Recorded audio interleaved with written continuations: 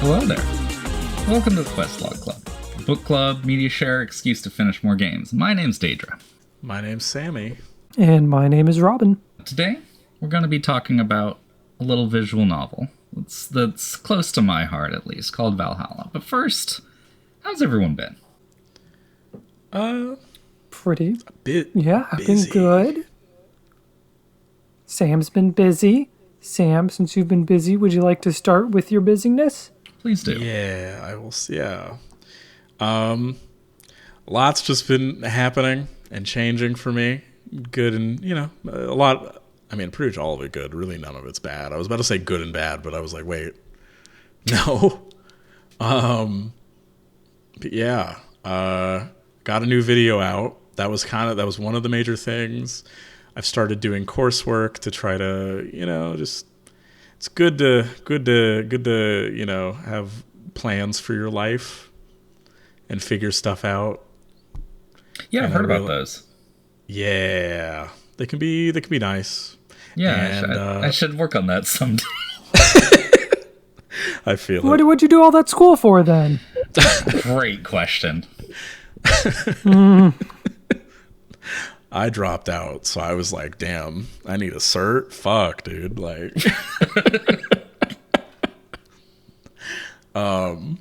but yeah, it's mainly just been videos, family visited, what else? Videos, family visiting,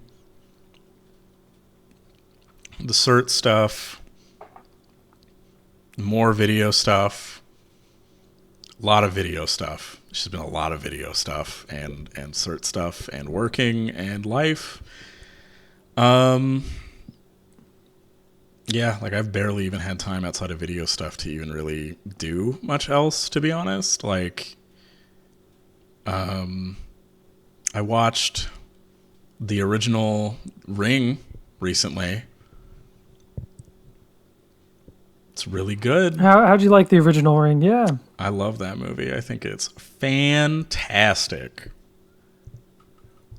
It's like, it's funny because so I like to think that there's a lot of cultural touch points in art that I just haven't watched at all or engaged with that other people are like surprised by. And then I'll talk about like, oh yeah, I love American Ninja. And they're like, you watched American Ninja, but not like the fucking Ring. Like, what are you doing? And I'm like, yeah. Yeah, that's fair. It's one of those things. But I've been doing that a little bit myself. Since it is October, I try to watch a spooky movie every day. So I've been burning through. I've been kept up one a day so far, as of recording. Nice. Yeah, I've been spreading it out to just, whenever I can. So like right now, the last thing I watched was the original Grudge. Great movie. That's a fantastic movie. I mean, I don't know which one out of those two that I like more. I think I like the Grudge. No, I like the Ring more because I feel like it's a tighter film. But the Grudge is more structurally interesting to me. Like See, I'm the opposite. I think the Ring gets a little slow for me personally. Okay. So I kind of dug the episodic style of Ju-on the Grudge. Yeah. And like,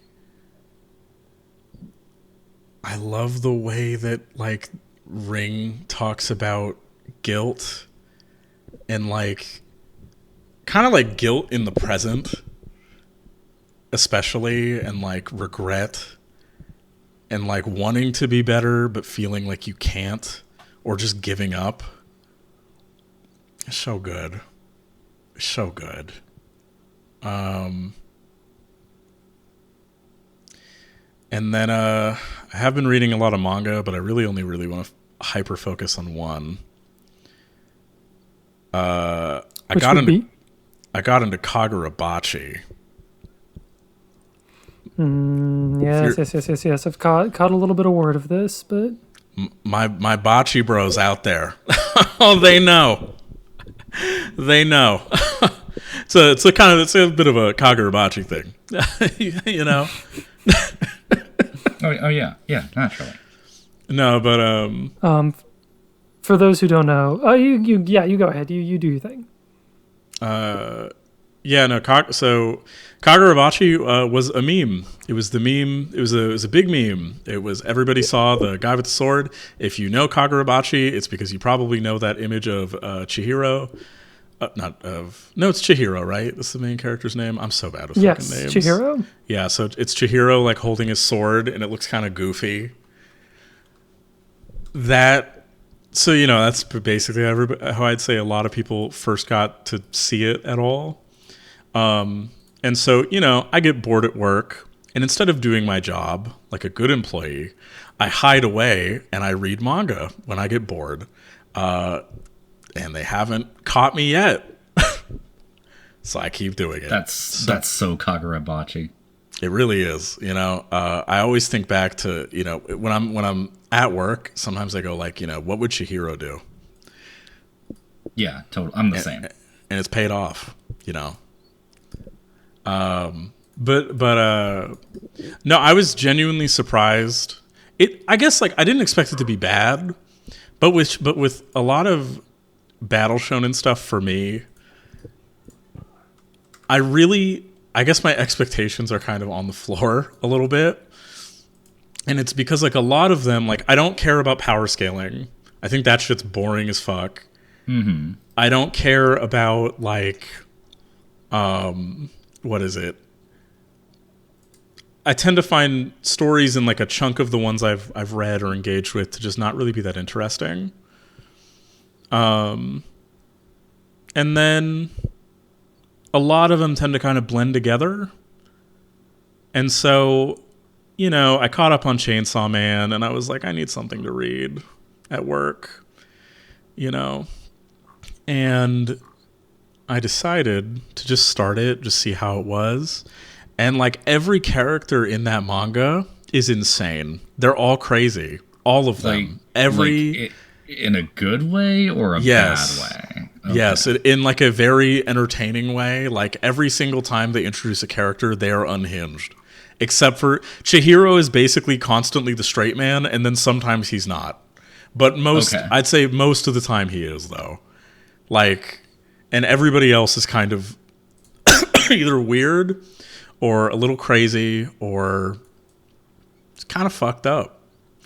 And there's a really, like, trying to think of, like, one of my favorite moments in there. There's a really good bit where, during, like, the first arc, where he meets the antagonist of that arc, and they have, like, a fight. And the guy is, like... So he's convinced that, like... Chihiro's dad, who is this like big legendary figure, like doesn't have a son because he built up the legacy of this guy that he never knew in like his head. And Chihiro's like, no, I'm his son. Like I built these swords or whatever with him, right? And this guy is just fucking getting like aggressively more pissed about it, and he's just spouting a bunch of crazy bullshit. And I'm describing it a little poorly because like it's been I mean about I think more than a month since I read like the beginning of it, but like that character will just like it's like the way he looks and these looks that he gives, and he just like strikes people down just for like whatever, just for like any reason really. He just wants to kill people.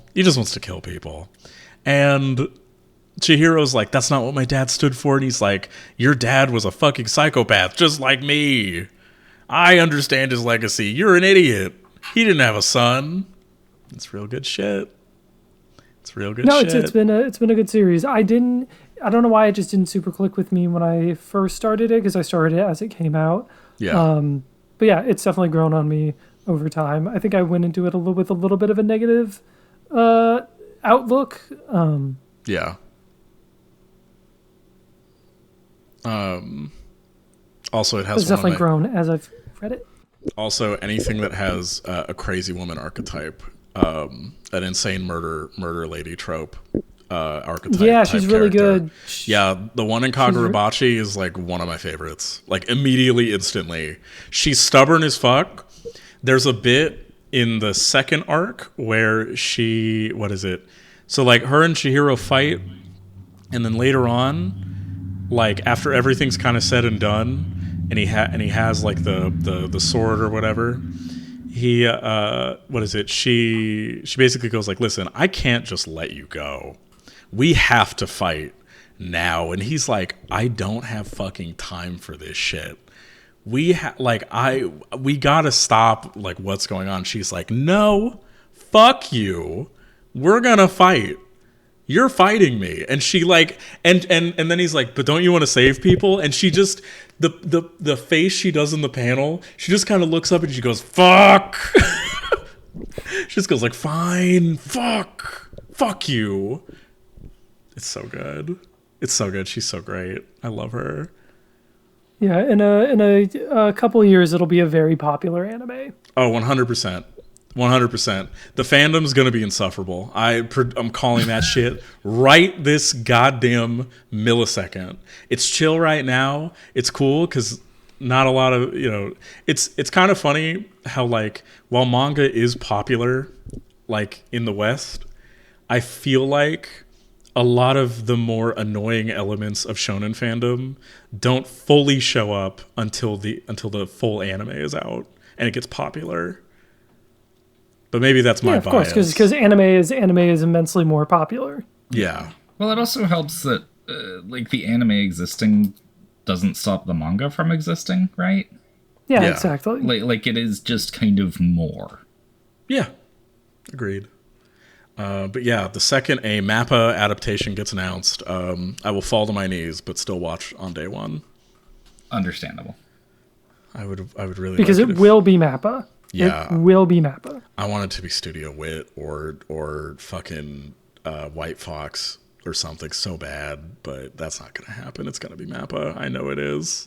I denied it, I think, for a bit initially, because I remember me and Robin talked about it, and I just went like, maybe, I mean, probably, but like, no. But I've just accepted it. It's going to happen.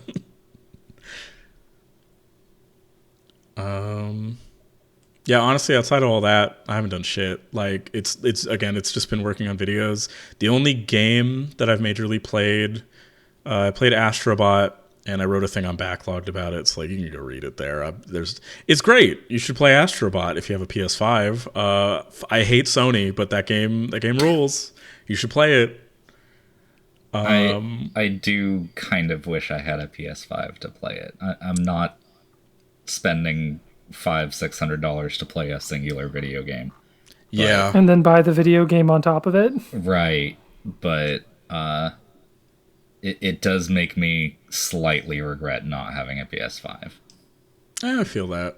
For me, weirdly enough, I feel like Astrobot is the first one that made me go like, I should use my PS5 more. And like since then, I've just been gaming, like, because I kind of realized like I actually don't really like playing stuff on PC that much. And it's because of the way my setup is. Like, I use my computer more for work, which is like, the course stuff or videos, or editing. And so it's like, unless I'm playing like multiplayer stuff with friends, I just like playing shit on my TV and on my console. It's more comfortable. Sure. It's more fun. Same here. I like to play things in the living room. It is nicer. Yeah. Yeah, I think it's just me getting old and my eyesight's been going. So I really struggle to play stuff on a TV. That's fair. Like, as soon as I have to read, it's a problem. Yeah.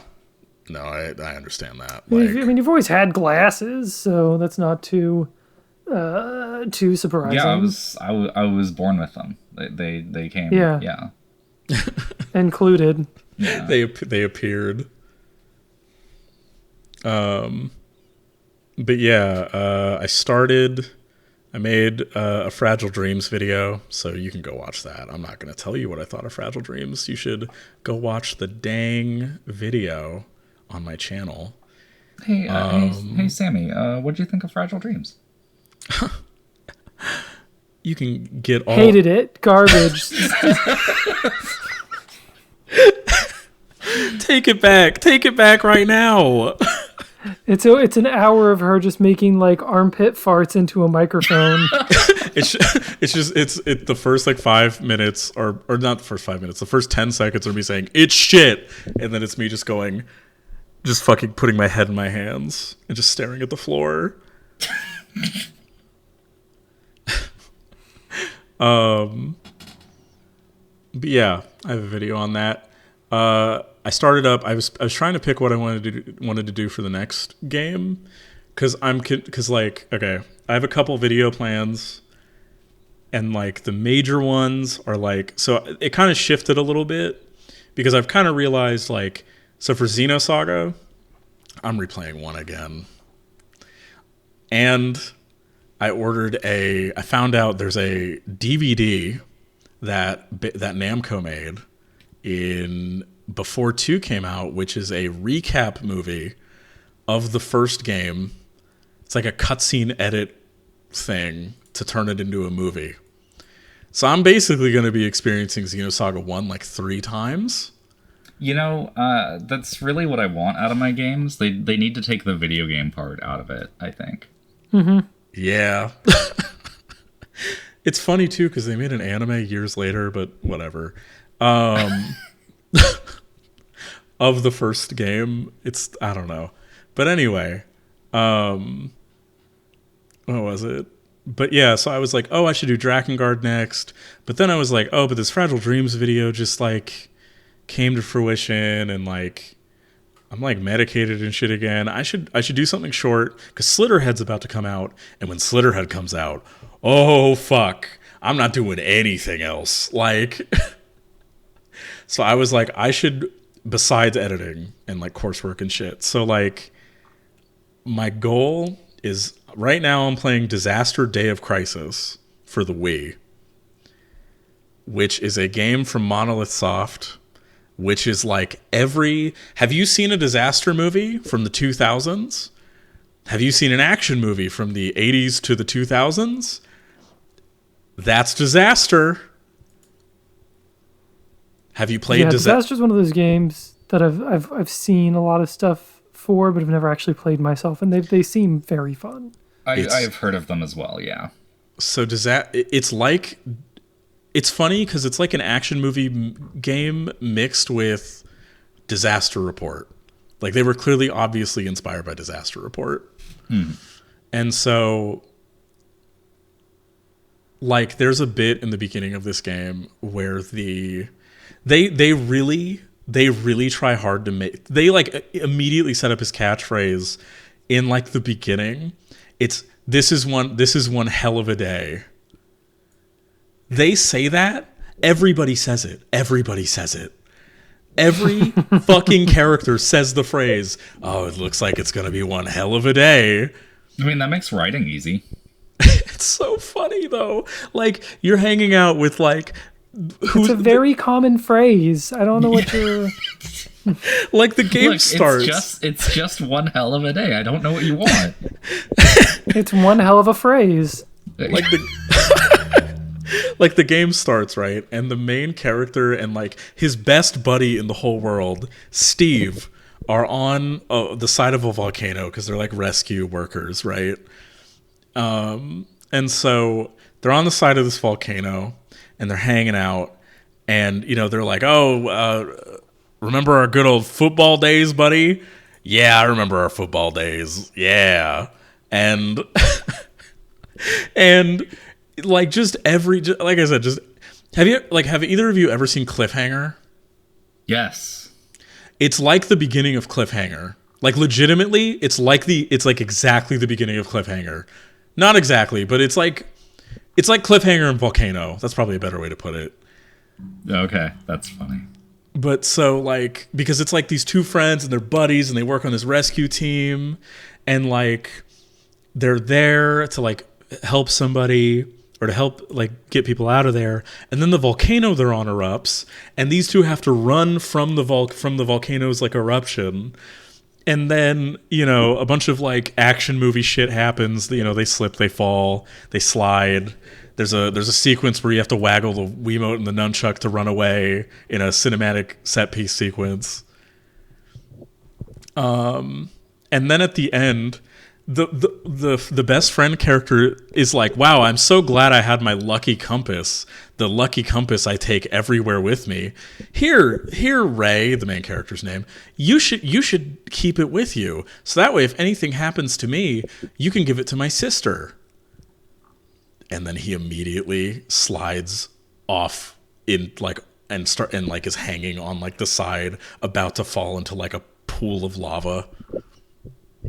Because the earth is just cracked open. Death was just like waiting for him to lose that compass. Just immediately. It's so fucking funny. It was keeping him balanced. And right before this happens too, he starts talking about like, my younger sister, she has all the good genes, blah blah blah. And I was like, this motherfucker is the villain. Is this game about eugenics?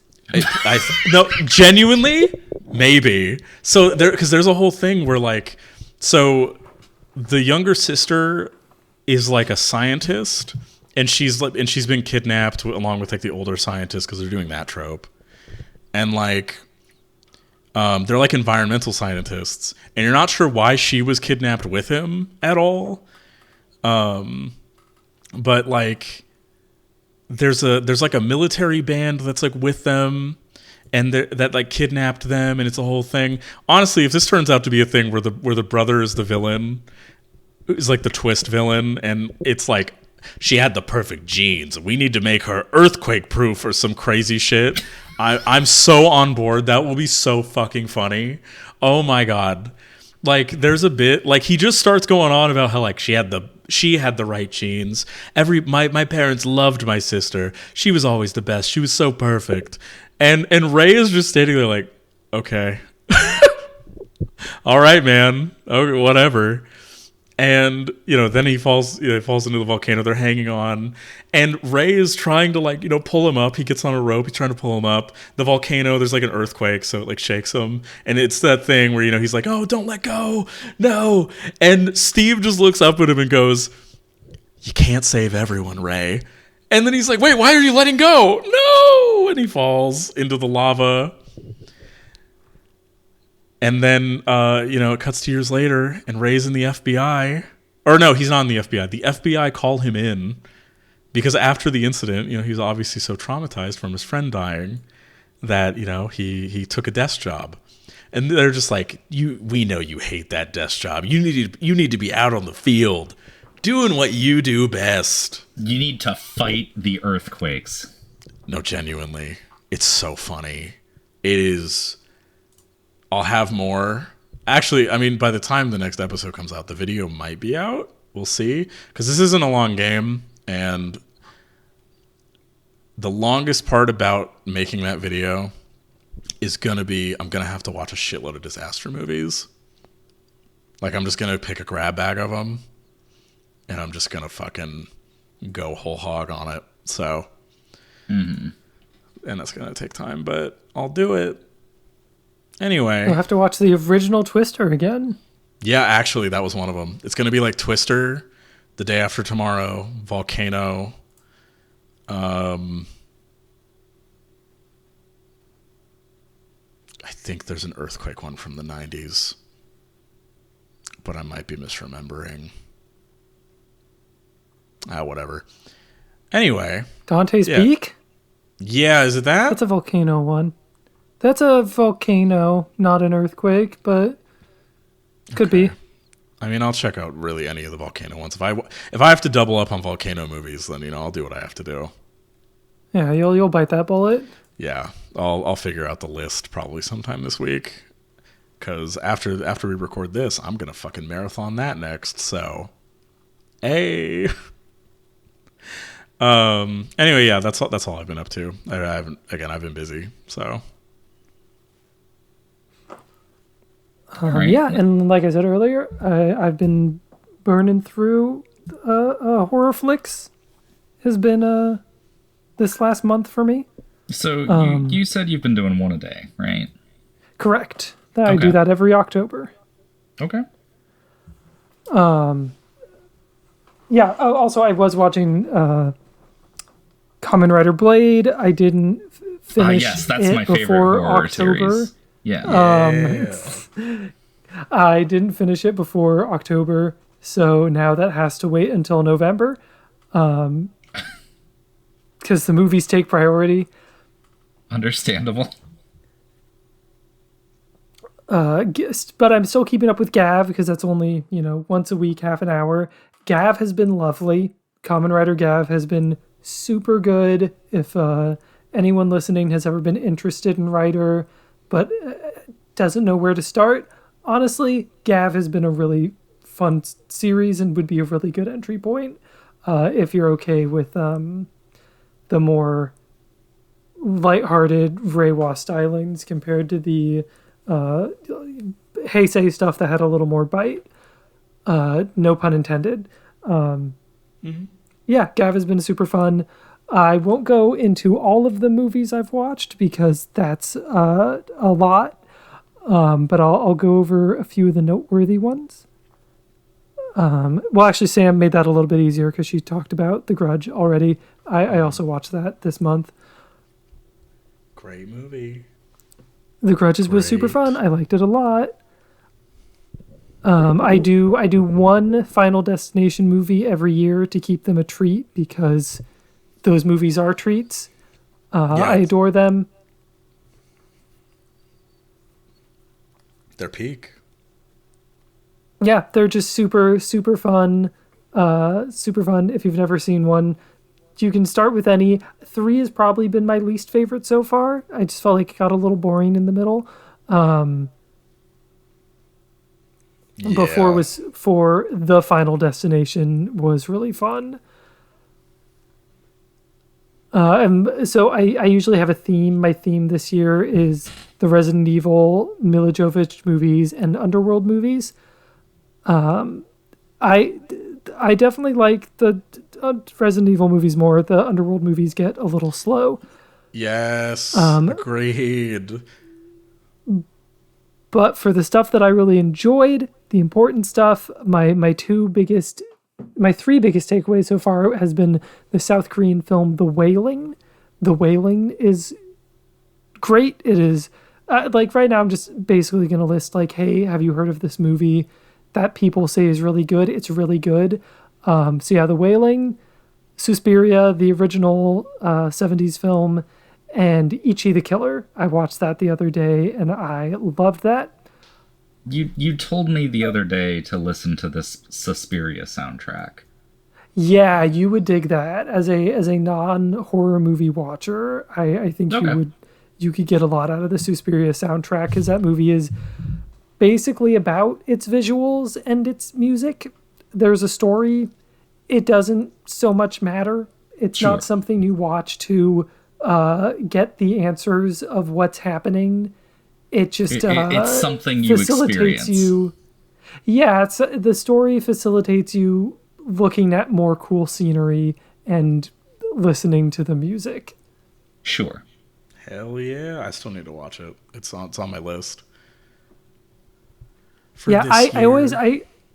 It was a little, for a while for me, it was daunting because I kept mixing it up with the new one, only because the new one is like 2.5 hours, whereas the original is an hour and a half.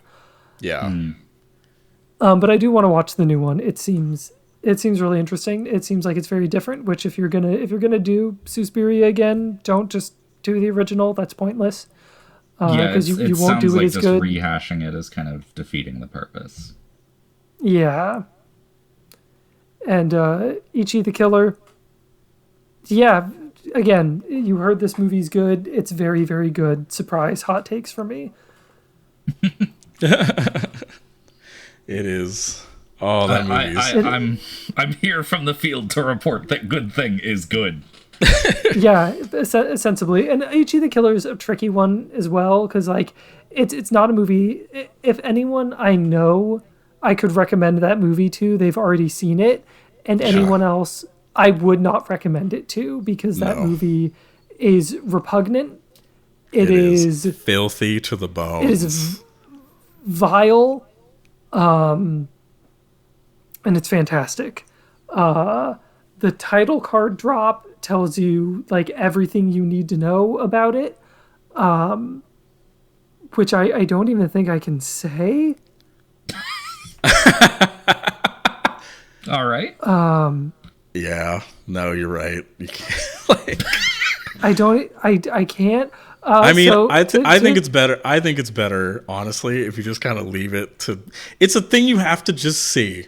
If you can handle really fucked up shit, like straight up. If you can't handle like extreme fucking violence, if you can't handle like I mean like torture shit at points. If you can't handle like SA type stuff or stuff with like SA in it, stuff like that, don't watch this. If you can handle that, if you can handle seeing that kind of stuff in movies, you should watch Ichi the Killer. It's a banger. I have sent some messages to keep everyone informed. There we go. Okay.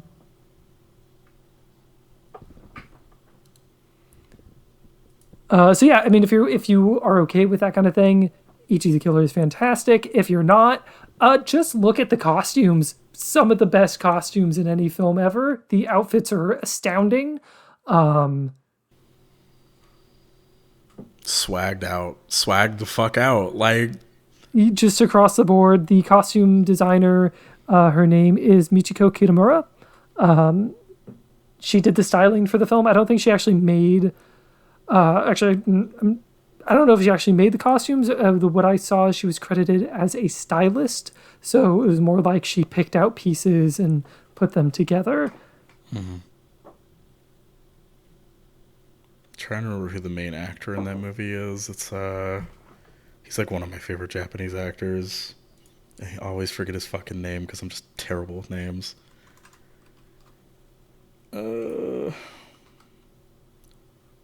Tadanobu Asano. That's Tadanobu Asano. Yep, got it. You got it. Yeah. He is like.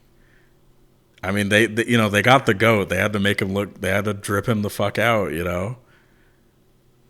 And something that was really funny with that is there's a character in it named Karen, and because I'm no language expert, but listening to her dialogue, because she alternates between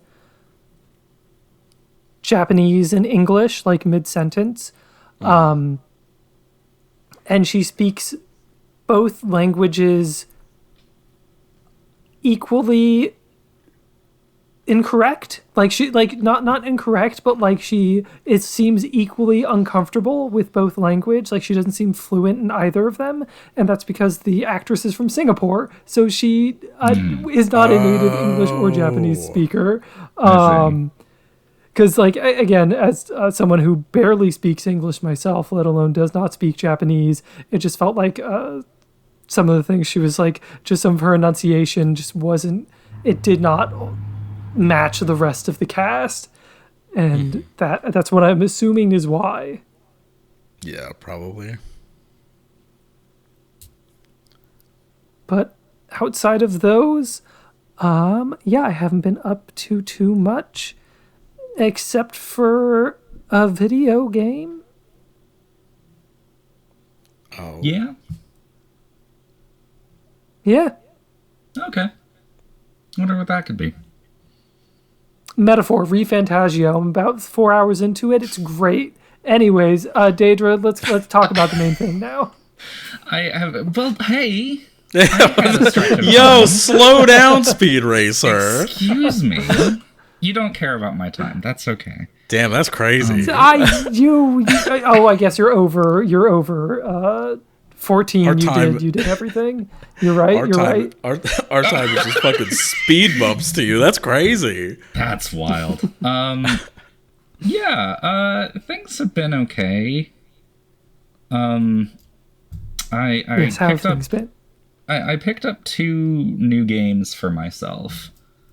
One that was pretty new since our last episode, and one that I think had already come out, but it was on sale and I wanted it. The new one was a little release called UFO 50. Yeah, I've heard about this. I've heard about I do not know this, anything about it. So, do you know what Action 52 is? Yeah. No. It was a You collection. don't? So great, I can educate you on that too. So Action 52 was a collection of games, I believe, on the NES, if I'm not mistaken. Is that For the Nintendo, I believe it was NES. It was for the Nintendo Entertainment System. And it is 52 games in one cartridge, and they are across the board bad. There's a lot of like rehashes, like, oh, this is the same thing but with different assets. Some games are literally just the same game as a different one earlier in the list. It's crazy. It's fucking nuts. And there are quite a few of these throughout gaming history. These sort of like, 101 kind of games, and they're all garbage, you know? With the idea being like, as a kid, like, it's 100 games. I'll never get bored of that. And the reality is you get bored in like 30 minutes because all of them fucking awesome. suck. None of them are that good. So UFO 50 Except for is that, but good. Like, it's 50 unique game concepts. They are all themed around the NES style. They are I'm made by, looking at it right now. Yeah. They're all 2-button games, 2 buttons and a D-pad, but there's a ton of variety across the board. I've only played about half of them. But even the ones I didn't like, I could respect, and there are some real bangers in there. The one that I've heard, I'm gonna echo, I've seen a lot of people talking about this game, and the one that everyone brings up is Mortal. Mortol. And the reason they bring it up is that it is a fucking banger, and I love it. It's like this platformer where you have a limited amount of lives, and your way of interacting with the world involves killing yourself. So, like, one of the moves you get, you just launch your dude in a straight line. And if he sticks into a wall or something, the body will just stay there as a platform for you to traverse in your next life. And it's this... That's cool. It's really cool. There's, like, full-on turn-based strategy games in here. There's, like, puzzles. There's platformers. I'm gonna be honest... I haven't totally, like, not all of the games I've played have resonated with me, but I think the premise and concept of what this game is and how well it was executed is, like, so undeniably cool that I, like, have to respect this game. I mean, the commitment is crazy. Like, that's super interesting. Yeah, it is also, it is made by Derek Yu, who is famous for the Spelunky games. Oh, I didn't fucking know that. Okay. Oh, shit. Him and I want to say like 5 other developers. Given how many games, I could believe it's definitely a collaborative thing. But like, it's 50 games. I think the game's retailing for like $25. It's like 50 cents a game. Yeah. I don't know. It's such a cool thing. The other release also came out this year, but a few months back. Gestalt Steam and Cinder. I'm not terribly far in it, but it's a lot less interesting than UFO 50, but still cool. It's an indie Metroidvania. If you've seen one, you know what it is. Fair. But I think it's pretty well executed from what I've seen so far. And I just think the protagonist looks neat. She's just a roguish lady with long red hair, and I like her. That's it. That is understandable. That's completely fair. I will say I think the sprite work in the game is also very pretty. I like it. It's a good game to look at. The third part of what I've been doing is that it's month 3 of MMO Hell. Oh shit. So as you assessed, Robin, I'm like kind of done with 14. I'm still logging in. I'm still raiding every week, but like I'm kind of seeing what there is to see. You're just finishing stuff up more than actively doing things. I'm there with, I'm helping people get gear, and it's the home game, Yeah, just vibing. And then another MMO expansion came out for a little independent release it's called World of Warcraft. Oh, I didn't think you were going to get on this one. I didn't even know you played WoW. He plays all of them, Sam. I got grounded in high school because I was addicted to WoW. It do be like that. It do be like that. I thought I was a strong individual. I'm not. I bought The War Within. I've been playing it. I haven't been super in, like, I'm in 14 I'm kind of doing like the top end content right now. WoW, yeah. I'm trying to take that way more lackadaisically. I'm kind of just there to see the sights and have fun, and fortunately for me, this expansion has actually been really nice for solo players. They added these things called delves, which are kind of like little mini dungeons that you can solo. Oh, that's nice. Yeah, and it's just been kind of fun to log into and pop on my little demon hunter and just hit buttons, see numbers, make number go up. Yeah, it's been fun. I've been enjoying it. That sounds cool. Hell yeah. Yeah. That's pretty much been my time.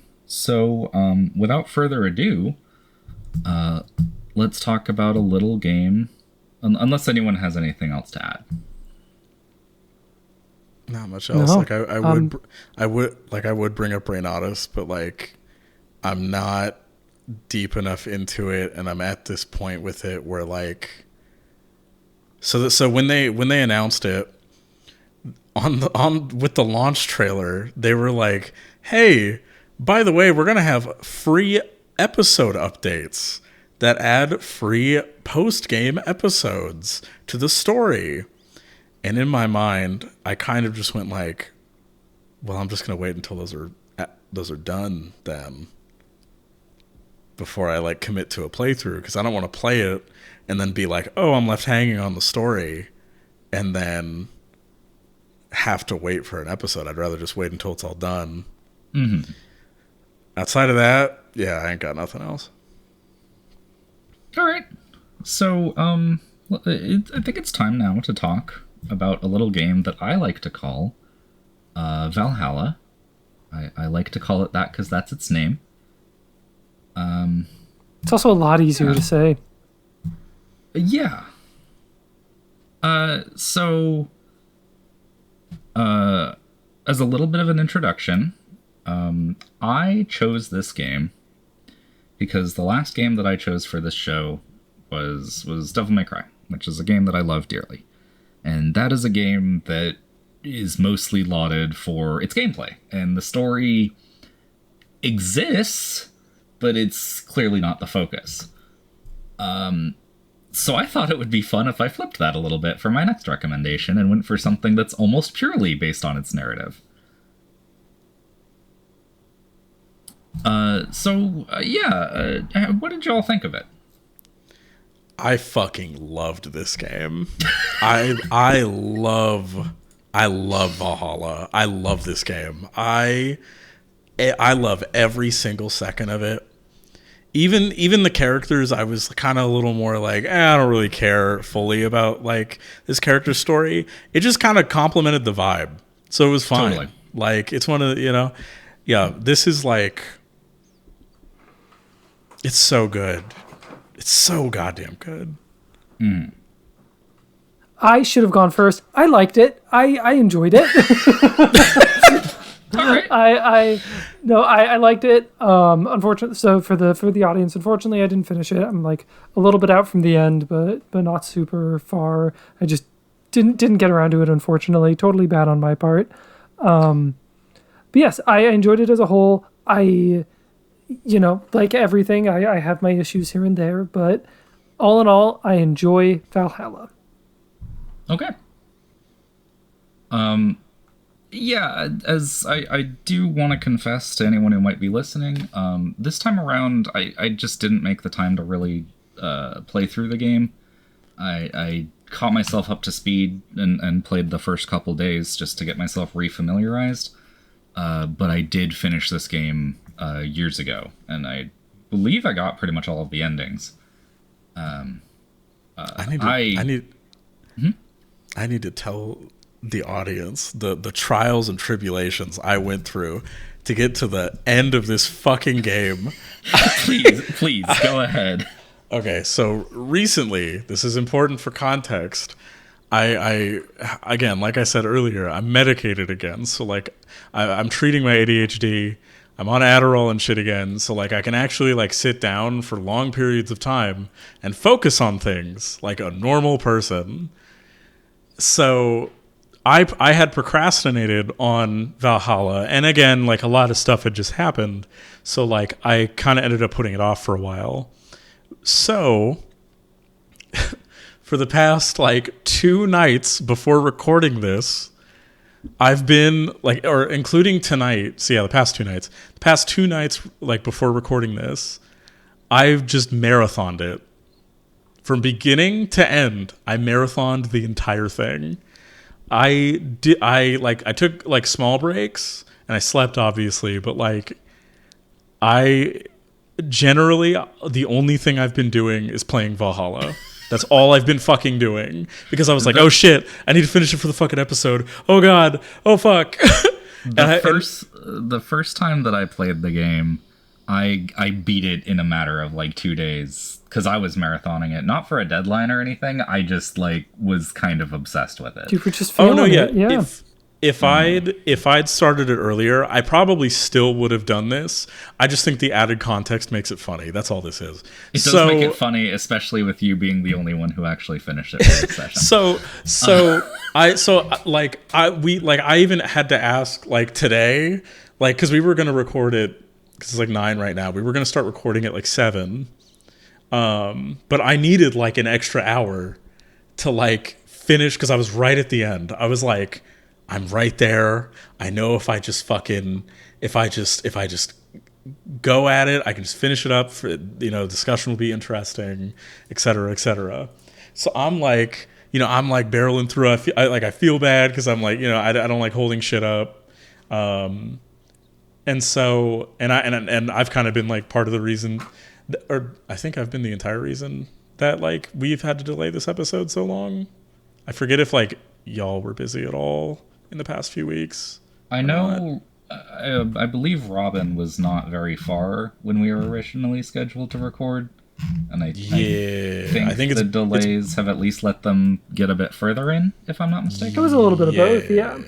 Okay, but I think mostly it was me, just because I just had shit going on. So, like, anyway, so I finish it. I finish it. I roll credits. I'm like, oh shit, looking forward to it. We hop in call. And I'm like, yeah, I just finished it. Wow, what a great game. And these two are like, oh, Deidra's like, oh, I didn't replay it. And then and Robin's like, oh, I didn't finish it. And I was like, fuck. I guess. Well, at least one of us did. Well, one of us did. That's the look, I finished it. It's not my fault that it was years ago. All right. You just finished it early. That's all. Exactly. I'm ahead of the game. You planned ahead. Please ignore that this was my recommendation. But yeah, I just thought that was funny. It was a funny I'm really glad that you all liked it though. Mm-hmm. Yeah, so I know for me, I think a big part of what made this resonate for me, because I've discovered I'm very picky when it comes to narratives and stories. And I think one of the things that I liked about this one is that it was a pretty low-stakes story. Yeah, it's just a personal thing more than anything, at least from what I played. It's just about a character study, you know. Yeah, and it does kind of carry on like that through the game. There's not some like 11th hour, the world is going to end unless you pour this exact drink, you know. Yeah. Yeah, it doesn't really facilitate that kind of story. Yeah, like I think one of the best parts of its entire thing is like there is a lot of shit happening in the background and there are big events that do happen, but generally I think a big point of the game is just like even with those going on, the whole point is that you still are just kind of living your life. Yeah. Like you hear about major stuff that is happening, but it's you're hearing about it. It doesn't really impact Jill, the player character. Yeah. Except for the stuff with Say in the bank. But yeah. Outside of that, yeah. Even then, it's more just concern than it is actual, like, one-on-one involvement. Yeah, like, shit, this person I know is, like, in a really bad situation, kind of a thing. Yeah, and then and her girlfriend is, like, terrified for her life, understandably. Yeah.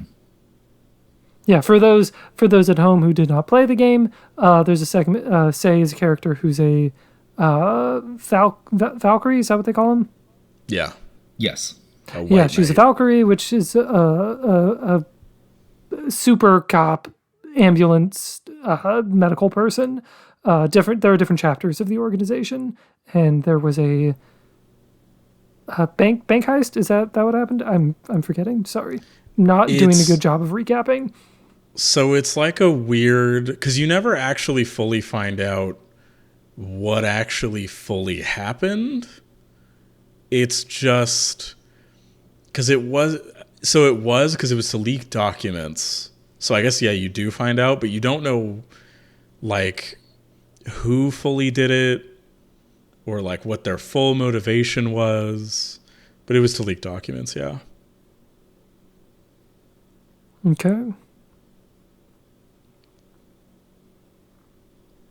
But yeah, I really liked that approach, that you're not playing as this big hero character. There's not necessarily some evil scheme. You're kind of just a person living in this cyberpunk setting. No, Cheers with Robots is a fun idea. Yes. Exactly. Yeah. Yes. Yep. I love the little phrase that Jill says every single time you like start to make drinks and stuff. Or once clients start coming in, what is it? It's like time to make drinks and change lives, right? Yes, that's it. Yeah, yeah, and like the challenge of the game, the struggles are just like when you serve drinks, you get paid, and if you do well, you get paid more, and you're like trying to make rent and pay for the stupid little shit that Jill wants. Yeah. I love that aspect of it where like every time you go home, it's just like Jill is really thinking about getting a poster and she won't be able to fucking concentrate if you don't buy it. So she's got a song stuck in her head, and if you don't get the song, it's just going to be running through her mind all day. It will dominate her life, and she won't be able to focus. So the mechanic there is that Valhalla is first things first a visual novel, but there is a little bit of gameplay for anyone who's listening along and didn't play, where customers ask for drinks, and you are tasked with making them, with mixing them. And typically the customer will request a drink, and you'll get taken to the drink-making interface, and in the dialogue box, Jill, the protagonist, will kind of be like, oh, the customer wants so-and-so, and if they're cryptic, she can even help out a bit. If she is distracted, though, because you didn't buy whatever thing she wanted from the previous day, those little hints will change and just be completely unhelpful. So mine were completely unhelpful 90% of the time because I kind of forgot about the buying her stuff mechanic. But it was fine because I I'm with the exception of when like they were cryptic. I tended not to really mess up the drinks. Most customers will just it's- straight up tell you what they want, and if you can retain information for like 5 seconds, it's pretty trivial. Yeah, like they tend to give you basically every single one. Or not every single one, but they tend to give you a lot of them. Like most customers will just be like, "I want a big beer. I want a fragile weaver or whatever. I want a piano man." Yeah, there's only one where I actually looked it up because it seemed important at the time. So I did look up when Dorothy comes in very sad. Oh, yeah. Okay. I was going to ask if it was when the Riddler came in. Isn't that the bit where she orders one thing, but, like, you can serve her something else? And it kind of... Yes, she orders one thing, but she's obviously down. And earlier in the game, she says that piano woman always cheers her up. So you serve her a piano woman, and that makes her feel better. I remember that. I love that bit. It's so cute. Yeah. I think the character moments in general were really nice. Agreed. I liked most of the cast, and like you were saying earlier, Sammy, like even the ones I didn't really like, I felt like they fit the first customer you get is just an asshole. Yeah. I'm trying to fucking remember, who is it? Is it Donovan? Donovan?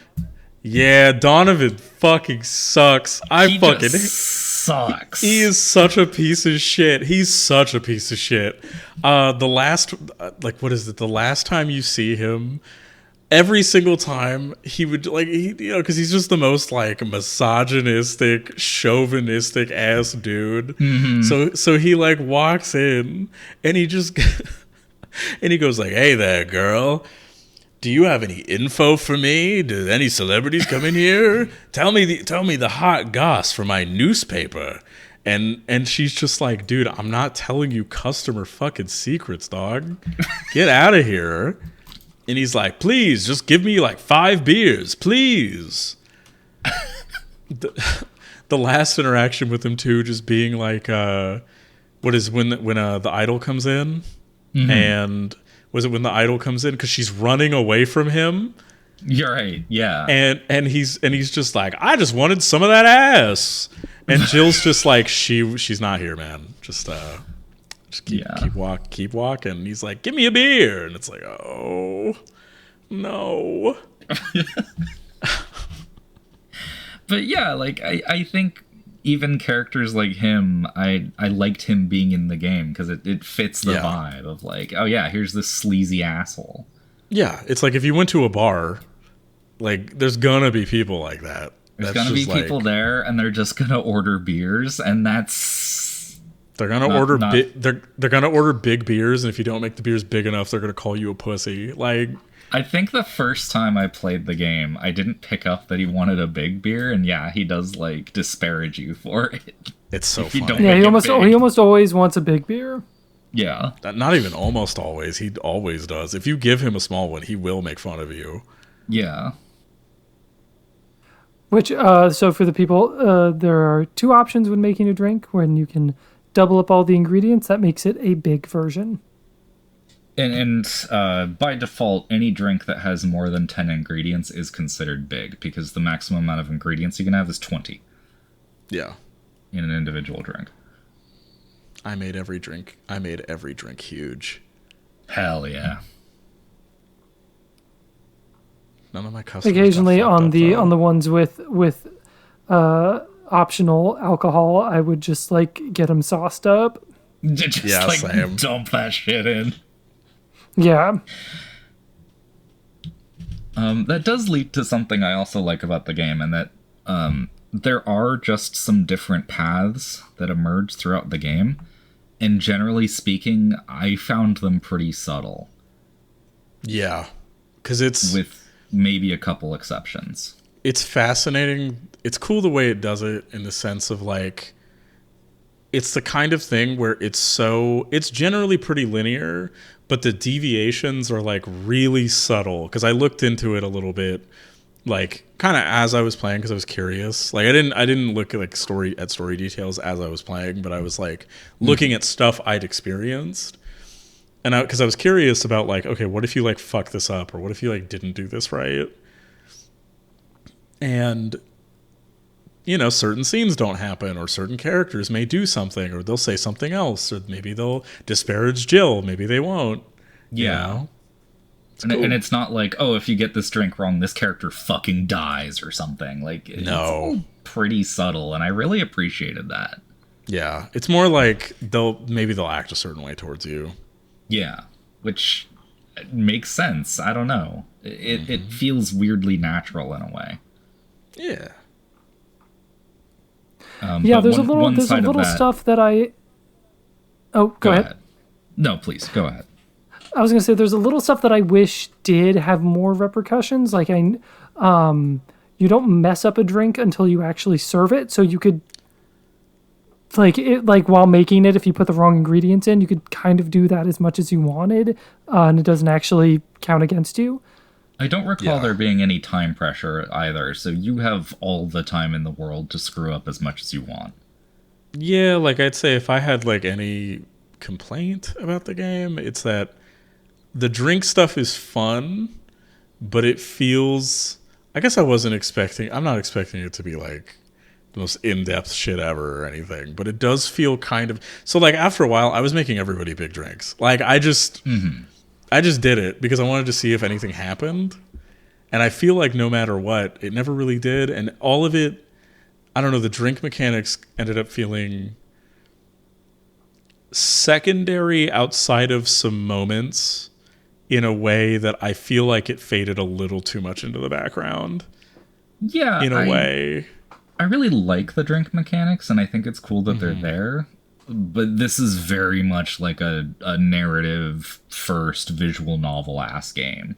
Yeah. I'm not even saying that it should have stopped every 5 minutes to be like time pressure drink making simulator. I'm just saying, I don't know. I feel like they could have done maybe a little more to like, I don't know, just make it a little more interesting to engage with. But like the story was so good that I didn't care. I was like, this is fine. Mm-hmm. And the rhythm of it after a while is just cozy anyway, so it's fine. Yeah. Yeah, and I don't know. There's pros and cons, because I think if they did make the drink making more challenging, that could actually detract from the story. In a sense of like, oh, this part sucks and I've had to retry it 5 times. Or it might like kind of gatekeep people who really just want to be there for the narrative. So I don't know. Yeah, it's definitely balanced with any visual novel of how gamey do you actually want to make it. It's just one of those things that just don't totally pan out perfectly as a game, but it's also you are not playing something that is a game first. Yes. Yeah, and I might have more gripes with it if the narrative didn't grip me as hard as it did.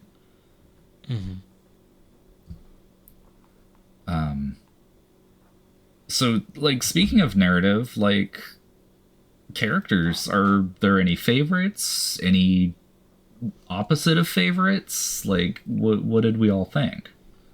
Dorothy. Yeah, I mean, Okay. Yep, go ahead. Dorothy is the best character in this game. Okay. I also really like Dorothy. I thought she was very fun. She also offers a lot of interesting ideas, like science fiction wise. Yeah. She definitely gives you like a really interesting view of the world. And especially of like how far AIs have come. Yeah, almost this, it makes me think of Blade Runner a little bit of she's not exactly a replicant, but that sort of synthesized being and yeah, what she's seeing and stuff. Like, what was it? I love when you first meet her in the game.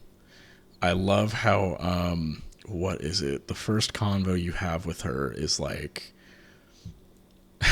first, the intro of how she's introduced is funny as fuck. She just comes in and goes like, did you know that some people have invisible fetish? or have like an invisible person fetish. It And I was was such a weird thing to open with. I just fucking burst out laughing. I'm like, what the fuck? What do you mean? Yeah.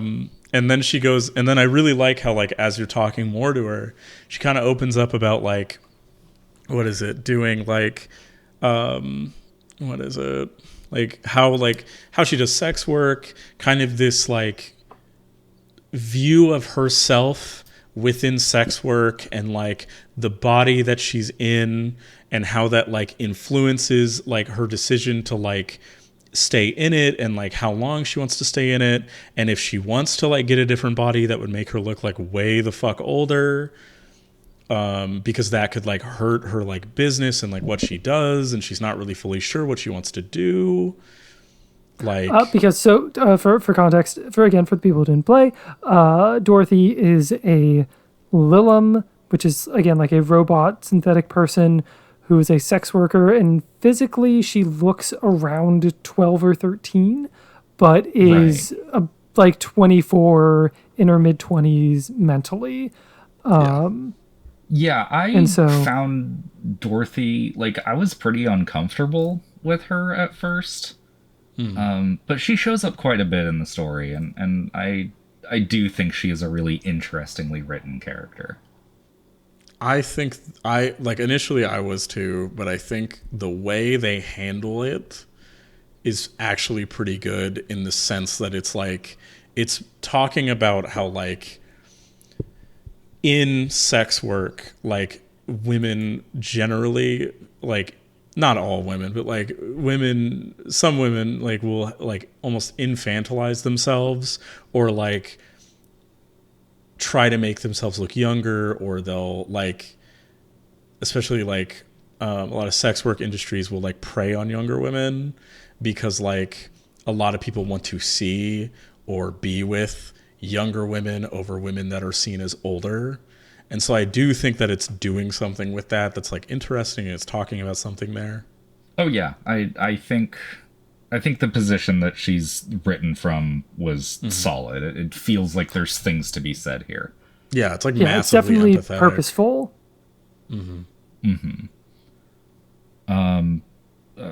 So, is Robin is your favorite Dorothy as well? Yeah, I really like Dorothy.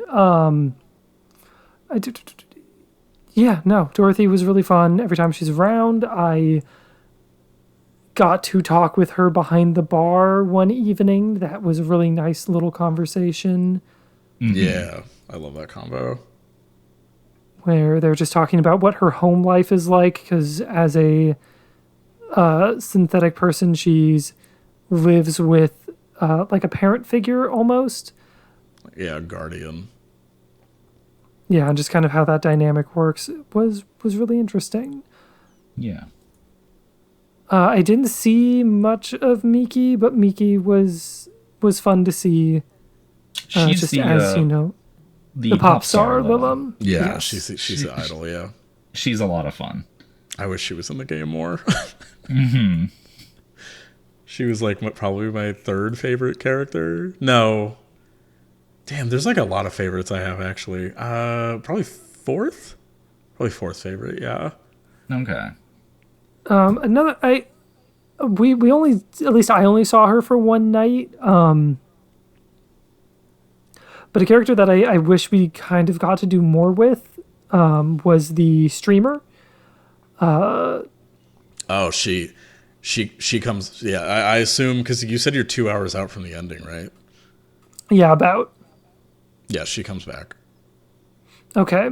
I will say she is a little bit of a gripe of mine, actually, and I think this applies. She's a part of a greater whole with a gripe I have with this game. Yeah. That just being, there's some stuff. So I was listening to old episodes of a show, and coincidentally, this game came up about Valhalla, and I agreed with what one of the hosts said, that being that parts of this game kind of feel like they could have used a second pass. Sure. Yeah, I can agree with that. For me specifically, like, and I don't know, you can say this is nitpicky, but, like, just the fact that her name is just Streamer Chan. You could have, I don't know, it just that feels placeholder, and I think you could have just done more to make her feel a little more real and involved. It feels like they were at the concept stage and didn't really move past that. So I agree, but I feel like the way they actually, because they explain it in the second time you meet her. Okay. Yeah, they explain it, and I actually think the explanation kind of makes it work. Like, it does still feel placeholdery, but I do think it works. If I were to get really nitpicky, I would say Glitch City feels a little on the nose as well. But, it's a bit of a. It's the most generic name they probably could have picked. Like, okay, in fairness, if Cyberpunk 2077 is coming out here with fucking Night City. Like, but Night City's like cool and badass, and there's rain and. Okay, but you're I also feel like this is just a creative problem with Cyberpunk as a setting, maybe. well, hold on. That's not fair to compare it to Cyberpunk, because Cyberpunk is one of the first instances of this thing. True. Cyberpunk dates back well before Valhalla. That is fair. Compared to this, but yeah, no, there's some little stuff like that, and for me personally, not all the jokes super hit. It's just not my sense of humor, which humor is incredibly subjective. The only thing that comparison, I actually really liked the sense of humor in this game. There was I feel like there's a lot of just sort of absurd, like, here's just this thing that's getting brought up out of nowhere, and I don't know, that kind of thing just works for me. The only stuff that really bugged me humor-wise, and this might just be me being a no fun zone person. I hated the Yick shit. I hated the Yick shit so much. No, wait, no, what? No, the Yick shit is like the funniest fucking shit in the game. So annoying. I thought it was so annoying. No, but it's so fucking...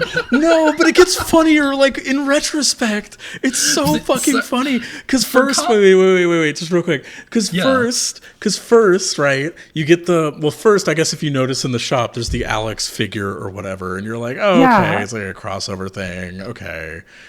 And then the cosplayers show up. and they're just like, yeah, Yick, the most celebrated game of the 2010s era. Wow, we're cosplayers, we're big fans of it. And I was fucking dying. I was dying. Like, the Vela cosplayer just goes like, have you ever heard of a game called Yick, bartender? And I lost my fucking mind. I was like, no way.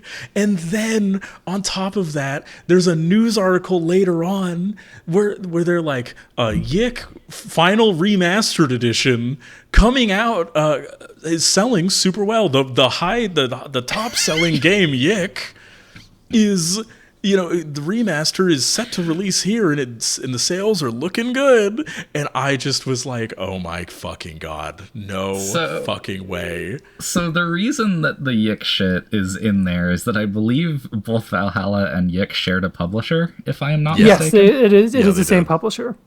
Mm-hmm. So all of those references and stuff, I believe, came out before Yick did.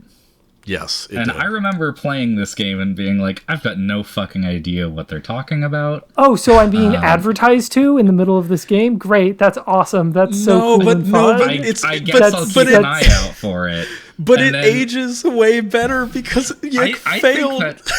I think that shit aged like fine wine, personally. I do too. I think it makes it way... Because, like, okay, when it initially released, I would have been annoyed because I would have been like, oh, this kind of takes me out. Because, like, it's like a shitty cross-promo. Like, but because the game bombed, and it's like and that game is basically a laughingstock, I guess, until the new version. I don't know. I doubt it. But because that game bombed... It's just funny. Like, it's like, I'm trying to think of like a good example of like, because I know there's something else kind of like this. And I'm trying to remember what the fuck it is. It's like, I can't remember right now. Whatever. If I remember it, I'll bring it up later. But Anyway, point is, I think it makes the joke. I think it like it turns it into like what's already kind of a joke, but like kind of an ad, into just a full joke. It's just absurd. It's absurd. It like it unintentionally becomes absurdism. It's really fucking funny. Like it's like accidentally shitting on it. It's so because I played this, I believe, before Yick had came out. Certainly, at least before I knew of it. No, I'm sure it hadn't come out yet because I looked it up after. Because I think it was late 2016 and this was like early or mid 2016. Yeah. I mean, this could be old, but Steam says Yick came out 2019. Yeah, okay. I believe it came out well after Valhalla. Oh no, you know why? Because I think it was supposed to come out in 2016, but I think it got delayed. Probably. I did not play Valhalla on launch. I played it a fair bit after it came out. Yeah. Because I just remember, like, okay, I guess I'll keep an eye out for it, because I like this game. It's pronounced Y2K?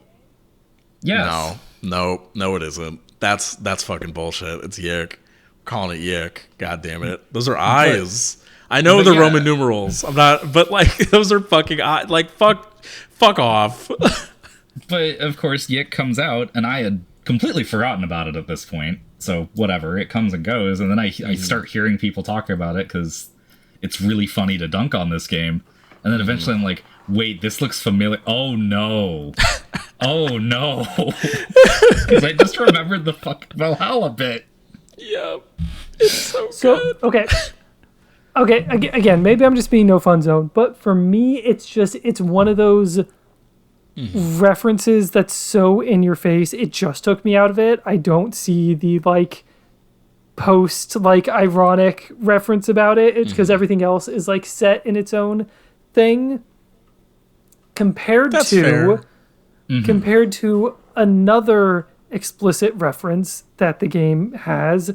Again, thank you. Well, first time, Deidra, thank you for trying to appeal to me, because this game has an explicit Kamen Rider double reference in it. Yeah.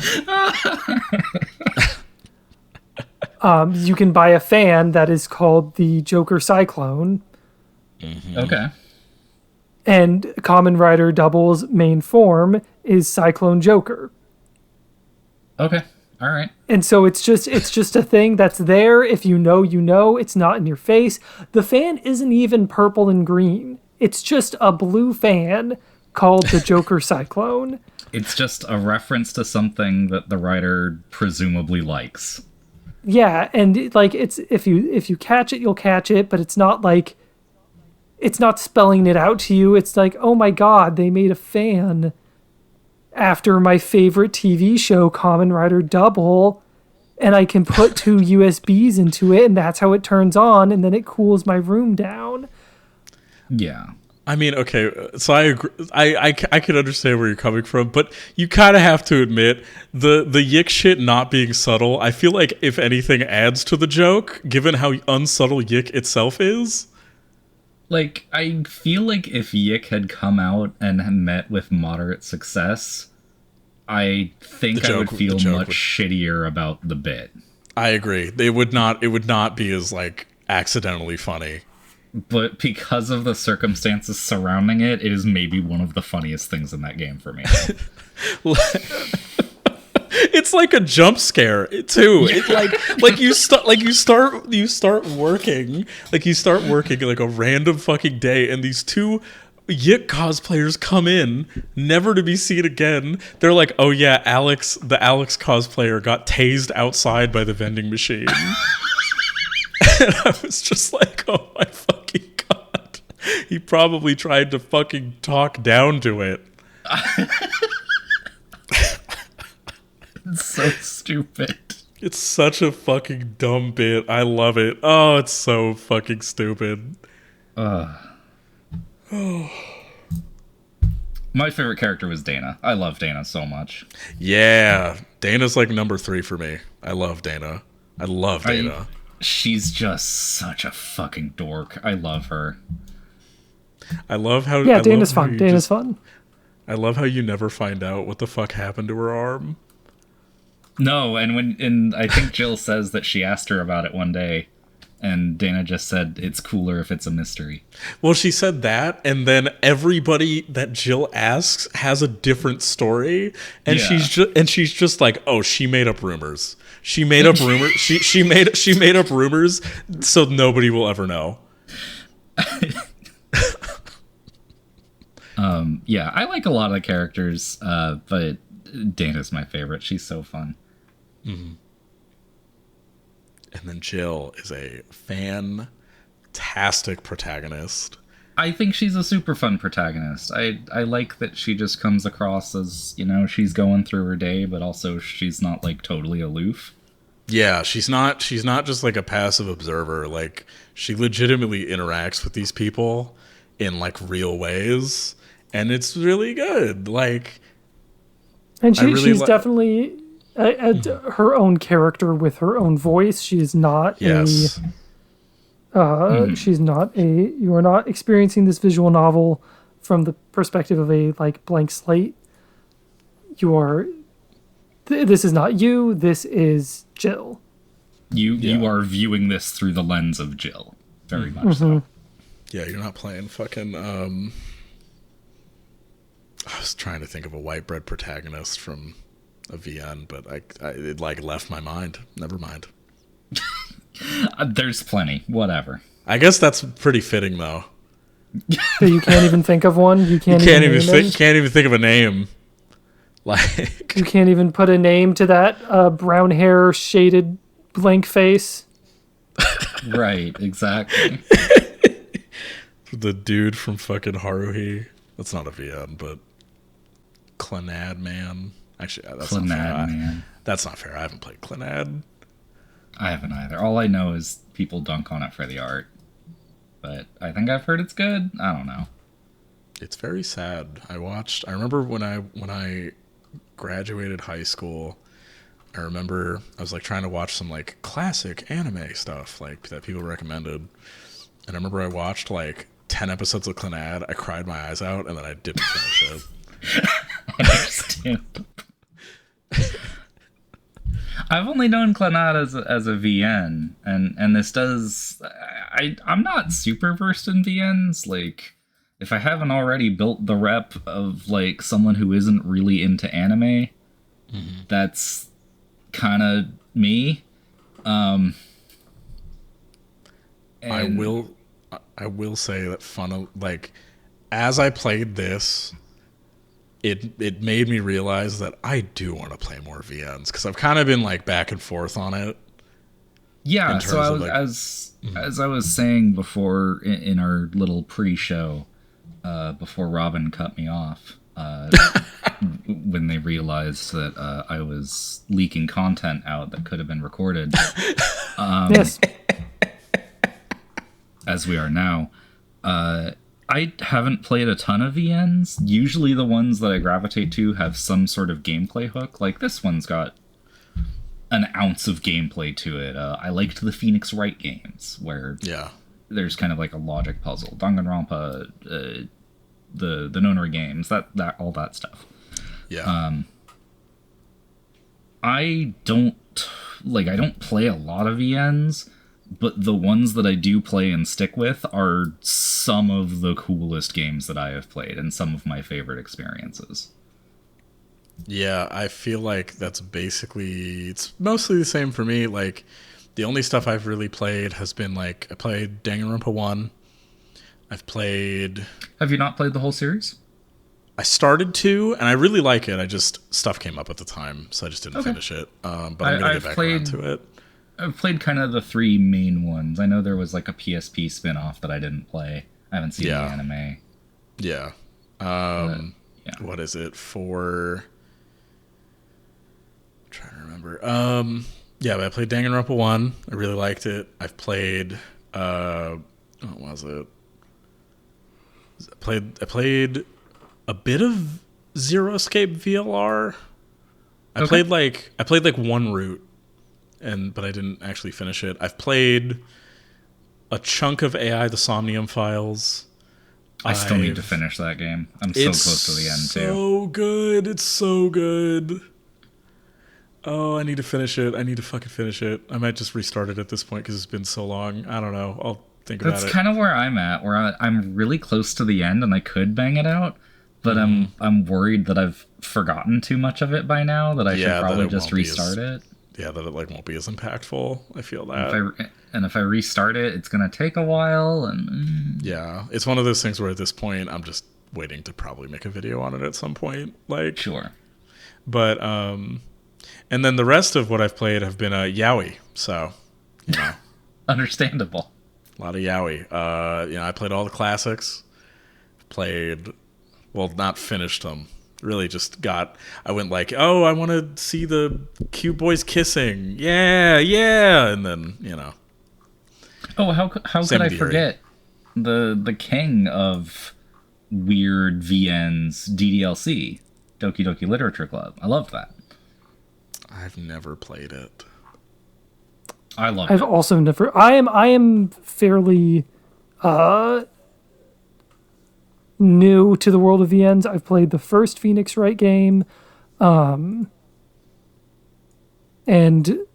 despite my lack of familiarity with the genre, I do have a constant like burning shrine and like Darumadal. Oh my god. Sorry, gone. Sorry, I smacked my microphone. Gone from Hunter x Hunter. I do have a constantly burning shrine and like every form of like religious iconography for a English release of Tokimeki Memorial. I didn't expect to be walking out of this conversation looking like I'd play the most VNs. That's a little sobering, actually. Okay. It makes sense because it's video game books and you play a lot of video games, and I'm illiterate, and Sam is on medication now, so imagine what she was doing before then. Nothing. Yeah. So I think it makes sense. I can't read this unless you let me hit buttons while I'm doing it. Listen, I'm the type of person that needs to have books read to me like a baby, like a little child. So I put on an audiobook, I'm at work, I'm like, okay, now say the line. So I genuinely like haven't read a book all the way through in like years. Earlier this year, actually last year, I bought an ebook that a friend recommended to me. And earlier this year, I finally got around to reading it, and I literally finished it in one sitting. Nice. And it kind of reminded me, like, oh shit, I actually really like reading. Honestly, yeah. This game kind of, like I was saying before, this game made me realize, like, oh, I do like VNs. I actually really do like VNs. I need to play, like, more of the landmarks. Mm-hmm. Like, I need to go back. Like, I bought Fate this year, but I didn't start it, really. I need to play Fate. Okay. I'm going to start Higurashi, finally, because I realized... So the way that game was released, at least in like on Steam and stuff, was like they released it in chapters. So like, in each chapter, I think is about like 5 hours, and that's way more approachable as far as like I can plan that out in an easy way where I'm like, okay, I'll do chapter 1 today, I'll do chapter 1 this, or I'll do chapter 2 this day, 3 this day. You know what I mean? Typically, when I played the Phoenix Wright games, I tried to do, like, a case at a time. Yeah, and that's why I like the structure of those types of things a lot. But I also bought this one game called, the funniest part is I've bought VNs, and then I've, like, played them a little bit, but never actually finished them. Mm-hmm.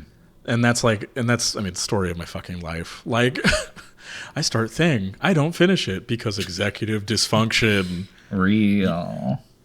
Lay in bed, think about the things you want to do, but don't do them. I've been trying to seriously get into drawing this month. Yeah, hell yeah.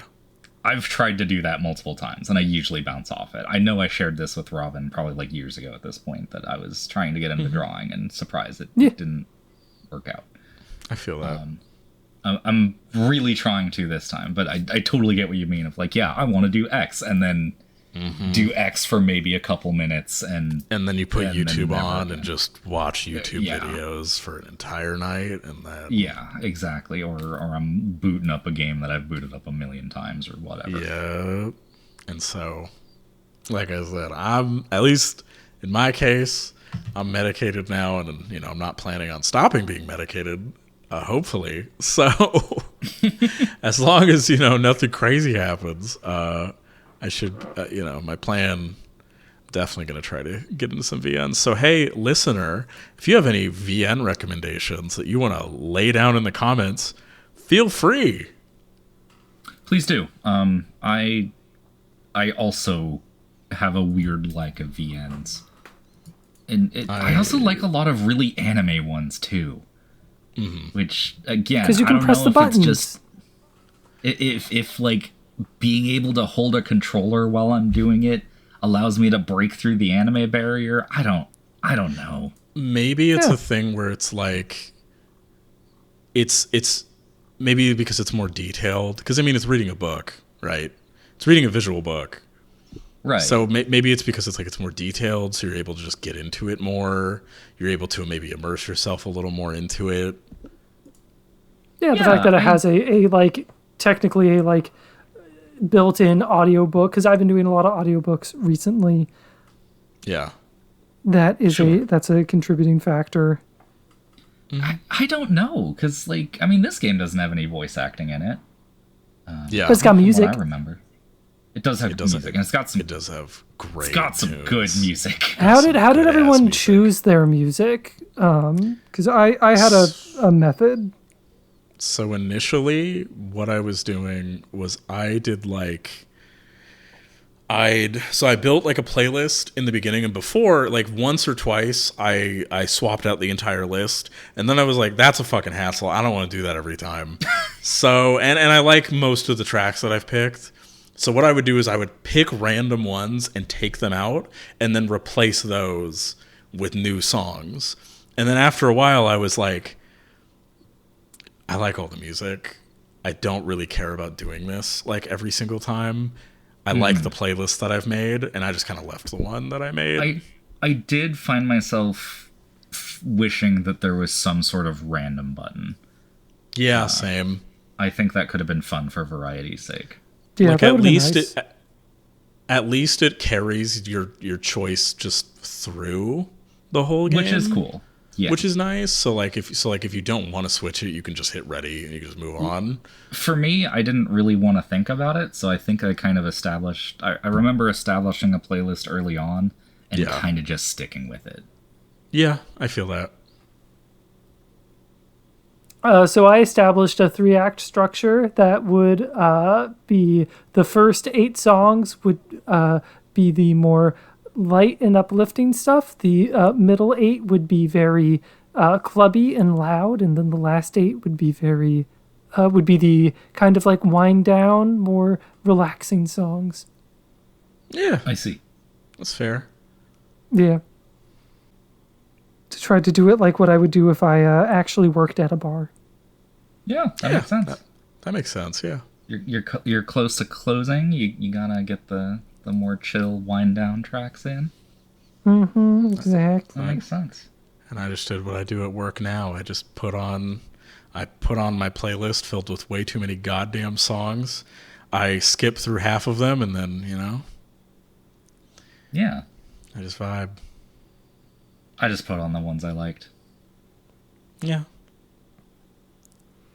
I will say one more unrelated gripe that I had with the game, just while we're here, which is, so I didn't buy that much stuff for Jill in the time I played. I would buy like random stuff here and there, but in all honesty, Yeah. the reason why I didn't really keep up with it is because the game doesn't actually give you a solid way to interact with it. There would be times where I'd buy something and I didn't actually notice it. Like the object was so subtle that I never actually felt like it made a difference on Yeah. Jill's room. was like Like you also, At least some of the objects do show up in Jill's room, but like what you're seeing of Jill's room is like pretty small, and it's this kind of more simplistic sprite-based art style. Even just like if the objects were clickable and I could like get a better look at the posters you buy and Or other if they little like objects, but interacted with clicking on them, sure. yeah, just you buy like that's why I didn't buy her stuff, because I just felt like it didn't actually amount to anything, because it would just be another object on the screen, but I couldn't actually do anything with it, and so it just kind of felt like I didn't need to. Yeah, and especially because really all it does is impact whether or not you get hints. Yeah. And again, the puzzles that the game presents you are often quite simple. Where if you are paying attention, oh, they ordered this drink, and yeah, Jill's thinking about some random shit, but I know how to make a big beer, you know? Yeah. Oh, there was actually one more interaction thing that I interface thing, not interaction, interface, that did bother me, which is when you would itemize drinks into their different like flavors or different types of drink. If you page through it, it would still page you through alphabetically as opposed to comparing all of the sweet drinks or all of the bubbly drinks. Yeah, that bothered me as well. I hated that shit. It was so fucking annoying. Like, no, if you're gonna pull it to a list, like say if you pick a specific subcategory, just make it the subcategory. Yeah, yeah. I don't think the interface was awful, but there's definitely room for improvement. Yeah. No, and it is. This is a first game made by two people. Yeah, that was supposed to have a sequel. I don't know what happened with that game. Well, right now they're doing what they should be doing, which is making Parasite Eve again. So, you know, I can forgive them. I'll forgive them for this one. Nirvana was announced shortly after this game released. Yeah, I think it was like 2 years later, right? Something like that, and I believe that game has gone through development hell. I think there was an entire code rewrite at some point. I'm pretty sure that wasn't there something too where like somebody on the team like had health issues or something. I wouldn't. I think it's the writer, isn't it? I think so. That sounds right. I actually don't remember, but I think they said like until I guess that's resolved. It's like. Or until they figure something out that like they're working on the Parasite Eve thing, because I guess that was already being worked on, or it was base or whatever they needed for it was majorly done. Yeah. The big thing I remember was the developer talking about how they brought a new coder on board. It might just be that, maybe. Maybe it's I don't remember what it was. Yeah, and the article in question that I remember, the developer basically stated, this coder is way better than I am, so I'm just going to let them rewrite the whole thing. Because it's way more efficient than my shitty code. I wouldn't be surprised, too, if it was just a thing where, like, Nirvana's probably trying to be more ambitious. And so... I wouldn't doubt it. Yeah, so they probably just need people who know a lot more shit or that they can learn from, et cetera, you know? Yeah. So... I want to ask, Robin, is it okay if we discuss the ending, or do you want to... Oh my god, no, go for it. I could have made plenty of time to do this, and I didn't. That's on me. Go for it. Okay. I don't need to dwell on it a ton, but I just love that the ultimate goal of this game is, can Jill pay her rent? And so I actually failed that my first time through. Mm-hmm. And the failure state is you room with one of the people that you've been hanging with basically the entire game. Oh, that's nice. Okay, so even if... Because I got the good ending. So... And a bunch of character endings. The only character ending I didn't get that I was fucking mad about, because I beefed a fucking thing early on. It was Say. It was Say and Stella's. I didn't get that one. Okay. But... Yeah. The good ending is Jill and Dana go on vacation. Yeah. Which is really cute. And That is cute. That sounds sweet. And Gil is like, I don't know what I'm gonna do. Gil's like, oh, I don't know what to do. Oh, I'm gonna be on my own. Yeah. And Dana's just like, listen, I left condoms. Just be just be safe if you're gonna bring your girlfriend over, okay? It's so funny. But yeah, I just kind of adore that, like, the bad ending isn't even like Jill. Like, even the bad ending is still pretty chill. Like, there's this feeling of like, you know, things are gonna be okay, and this is like a slightly rougher spot than usual, but like Jill still has friends. She has people she knows, and there's very much a sense of like, yeah, she's gonna pick up from this. It fits with what the game is saying, which is like, you need people, and even though things can suck, or maybe you don't know what you're doing, or you don't know where to go, or you don't know exactly what to do, like, you'll find your way. You'll figure it out. Like, you'll figure it out. You got to be patient with yourself. You got to be real with yourself. You got to be real with others. And you got to just give yourself time to figure it out. And it's okay if it takes like a long time. It's better than being pressured into something that you hate forever. Yeah. And I don't know. I really liked that. Mm-hmm. Like, it's a very weirdly uplifting, positive message. And it, like you said, it works with the tone of the game really well. Yeah. I especially really love the end conversation between Jill and Gabby. Mm-hmm. That's like one of my favorite conversations in the game. I really love their first argument too, because it's because I like it because like in a lot of stuff like this, I feel like that a worse writer would have had Jill not argue back really at all, but like Jill gets like properly defensive. She does defend herself in ways that are like, yeah. And like they clearly both don't understand each other at first. And I really like the bit where like, you know, like Jill fucking snaps at her and like she's shocked. She's like, what the fuck? And then in the conversation when they're apologizing to each other, it's a lot of like, listen, I didn't realize that you were dealing with a bunch of shit, and and none of us realized that like your sister was like was fucking dying, like, and that really sucks. It feels very messy and real in in a realistic way.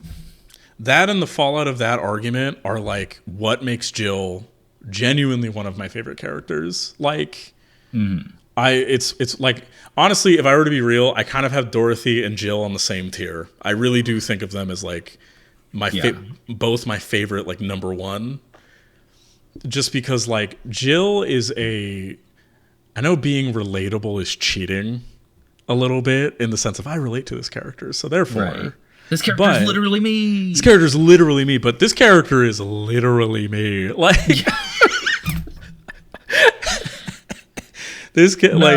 I get that, and as this show progresses, there might be an opportunity for that for me. Wink, wink, nudge, nudge. But no, I think Jill does a really good job of feeling relatable while not just feeling like a self-insert or something like that. A good mix of relatable but still her own character. Like, what I love, like my favorite part of the game is the part immediately after the argument. Where Jill is like forcing herself to go to work. Yeah. Dana wants her there because she's worried about her. Because she wants to keep an eye on her. Yeah. Gil is like, yo, should you be here? Are you okay? And she's like, I fucking hate myself. I'm a complete piece of shit. I should die. I shouldn't be here. Like, I threw my life away for this. Like, I'm a fucking idiot. When I dropped out of fucking college, that was me. I was like, I'm fucking stupid. What am I doing? I threw away, like, I was like that recently for things I'm not going to talk about on the podcast, but like, you know, like, the way it's a game that understands self-hatred. It understands like self-hatred in a very specific way due to like not only shit that happened, but like shit that you feel like you did, and like really narrowing in on like those regrets in like a realistic way. Like, it's so good. It's so good.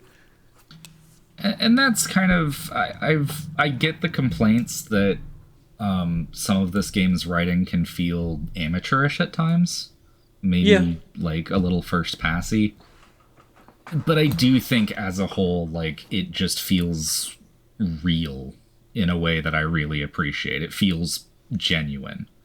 Yeah, Yeah, it's very well, so sincere. I mean, for me, a lot of the parts that I thought felt not as fleshed out was luckily for smaller bits of like humor and not like the serious emotional stuff. I think it sticks the landing there from what I saw personally. And but like it was you just said, it was just like humor- smaller stuff. Humor is subjective, so I can totally get that like some of that just doesn't land. You didn't laugh when I did? What the fuck? Cringe. Not base. You didn't find the yick joke funny? You didn't find the yick bit funny? What the fuck? Well, so I think that's the problem, is that I'm not cringe enough. Is That's a good flip. That's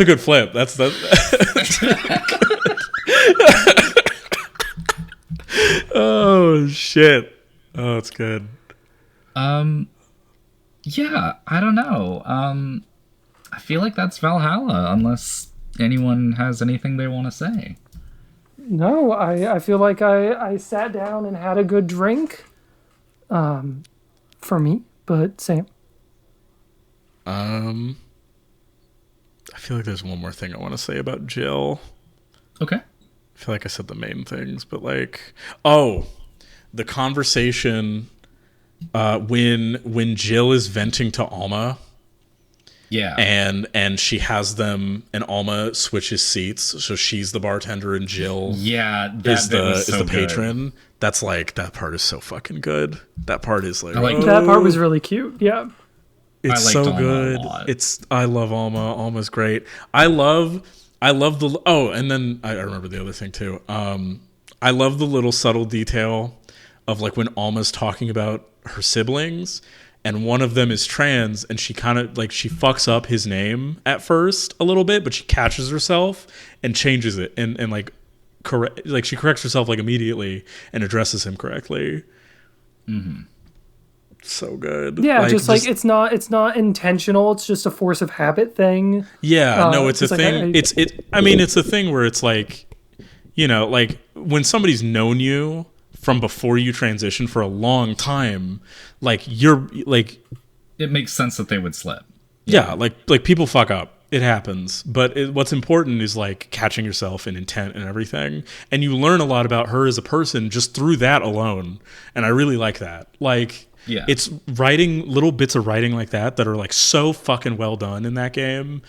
Also, I didn't know much about Valhalla, to be honest, like going into it. I knew what it was. And the most I knew was like, it had its like own 4chan joke or whatever with the danger you. If I had any gripe with this game, it's probably that. I don't know. I don't like the haha wink wink nudge nudge 4chan.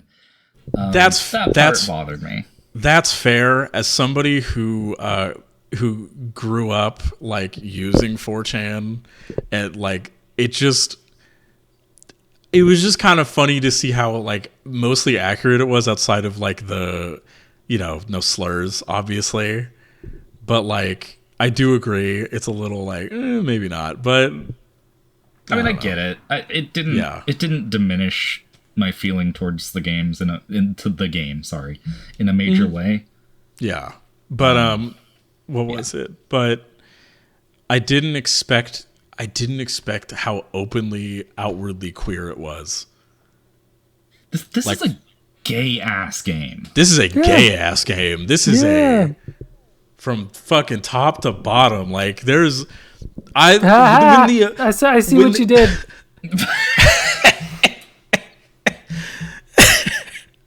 when the fucking Akira when the Akira guy comes in, when Mario comes in, and he's like, and he just straight up is like, I love dudes. and like, no, what the fuck? I took a bunch of fucking screenshots. Hold on. I'm gonna see if I can find it because it was so fucking funny. It was like, there it is. So it's when him and Dorothy are in there. It's the second time you see him. So, what was it? He says like, yeah. So like, so he asks Jill. He's like, hey, so like, are you and Gil together? Are you and that hunk over there together? And she's like, no. And he's like, I'm a man's man. I like men, okay? How can you be so calm with his smell so close to you? You annoy me, bartender. You don't see what you have right in front of you. I'm out. I fucking lost it. I was like, hell yeah, brother. You try to get that straight, boy. I understand. Like, but it's just shit like that. It was just cool. Like, because it's one of those games where, like, I don't know, like I knew it was, like, a little gay. I've seen stuff about Jill over the years, but, like, there's just, like, real-ass conversations. Like, I'd say, like, basically half the cast is, like, bi, at least. Like, and Jill herself, I believe, had a boyfriend way before the events of the game, and then had a girlfriend that she broke up with shortly before the events of the game, if I'm not mistaken. Yeah. Yep. Or actually, I don't even know if it was shortly. Well, because the ex was... No, isn't it a few years? It's 3 years later. It's 3 years. Yeah. It's 3 years after. So yeah. It's been a minute. Yeah. Yeah. Or a year? No, it's 3. It's 3. Yeah, because I remember them referencing right. 3 years specifically.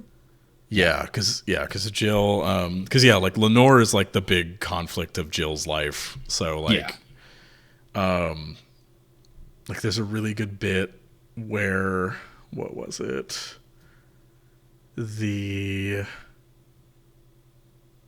I love when like her and Dana are drinking, and she starts talking about like her ex-boyfriend that she had. And how when she had her first time, she just saw his dick and started laughing. And Dana's just like, that's fucked up. It's just shit like that. And like, yeah, like characters are like openly queer. Like, I kind of look at Dorothy a little bit, and especially the talk about her wanting to get like a different body, like that whole kind of like relating not only to just like I was saying before, like talks about kind of like the sex work industry and how they kind of prioritize like youthfulness and youthful bodies, but also kind of as like Dorothy debating if she wants to, do the procedure as kind of like a trans sort of thing too. Like, yeah, I mean, transhumanism is also a form of trans. Yeah, and it's also a pretty common idea in cyberpunk settings. Yeah, and but so it's a good setting to explore that concept. Yeah, absolutely. But I mean, to like also do that with a character that's just like very openly bi, like it's just cool. It's just yeah. This game is like gay as fuck. It's awesome. It rules. Also, every time Jill is like, I don't want to kiss my boss, and almost like, you should kiss your boss, and she's Dana's like, no, so good. Dana's I love great. Dana so much, and I love Dana too, because that Dana knows. Dana 100% knows that Jill likes her. It's so funny. It's of course. It is like so fucking obvious. It's so funny. But yeah, I think that's Valhalla. This is a game that I didn't know a lot about before I played it, and as soon as I did, I basically instantly fell in love with it. So would we like to move on? Yes. If there's nothing else to say. Yeah, no, I've pretty much I've said my piece. But for the listeners at home, we do a Patreon. You can join for $1 and you will get to hear us talk about our side quests. Side quests are going to be a randomly decided movie, TV show, manga, something, album, whatever. And if you want to hear us talk about something that isn't just a video game, you can go listen to that. This week we are going to talk about the new manga from the creator of Golden Kamuy called Dogs Red.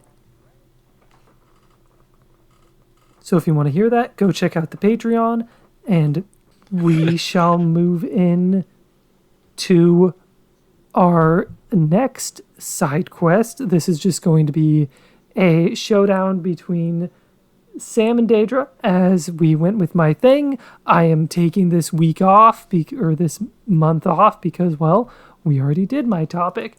But before this indeterminate stretch of time off. Yes. Before we even do that, Sam, you have an empty slot. That's true, I do. But I You know have- exactly what to I know exactly what to replace it with. Which is? The Hideaki Anno film Ritual. Okay. Okay. Or Shiki Jutsu. Shiki Jutsu. Words. So I have Ritual on there. I think I remember that move from Naruto. Yeah. Oh my god. And I believe Swallowtail Butterfly is one of yours. Sorry, I'm just reading them right now. Yeah, so my 3 are Confessions, because it's not Kids Return anymore, so actually, hold on, I'll just type it out. Oh, I have it saved. I just couldn't remember if that Okay. was yours or not. Yeah, so it's Confessions, 2010, Swallowtail Butterfly, and Ritual. Those are my 3. Okay, so let me share this over. And then for Deidra, we have Bocchi the Rock, Anatomical Venus by Black Moth, and Police Squad. That would be correct. All right, let's see.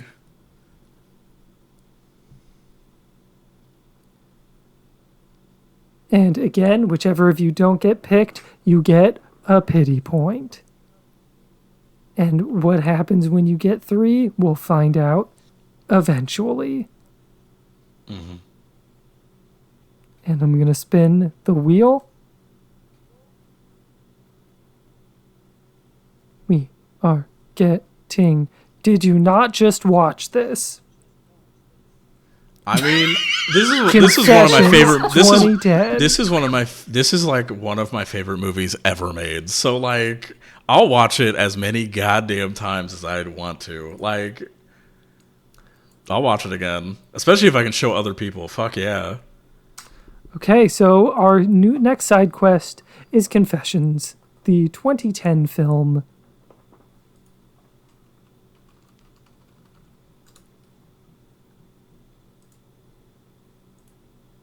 Yep. All right. Sam, would you like to say anything about Confessions? Just, you're a big fan.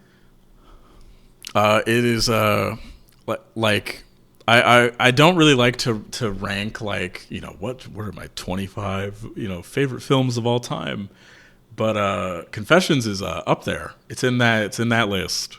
If I were to make a list like that, like, it is a phenomenal film. It is pretty fucked up.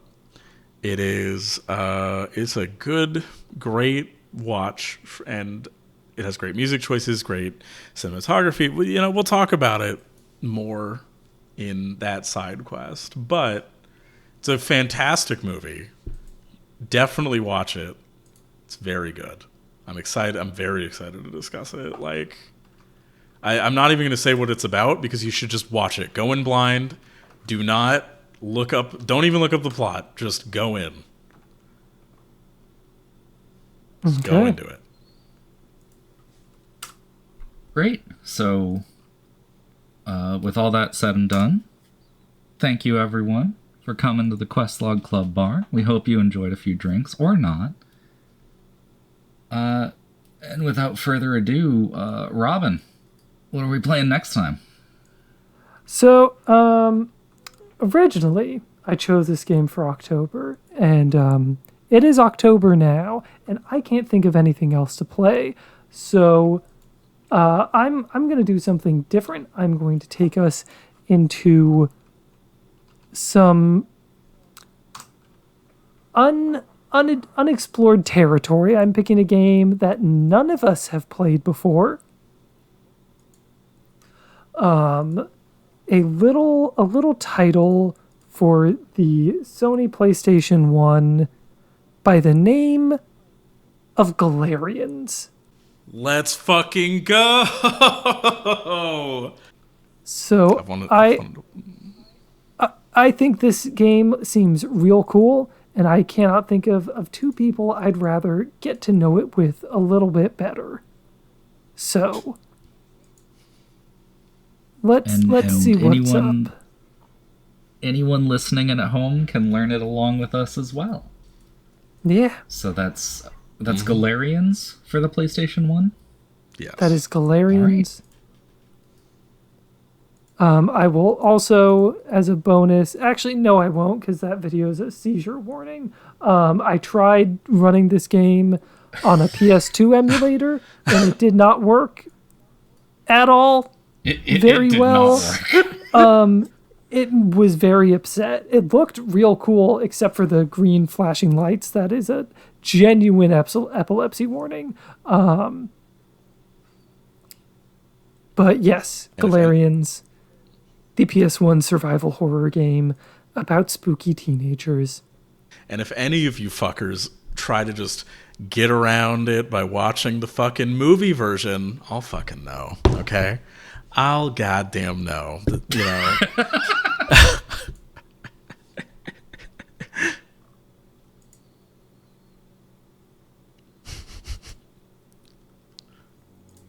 So, we'll see you all and anyone who decides to join us next episode.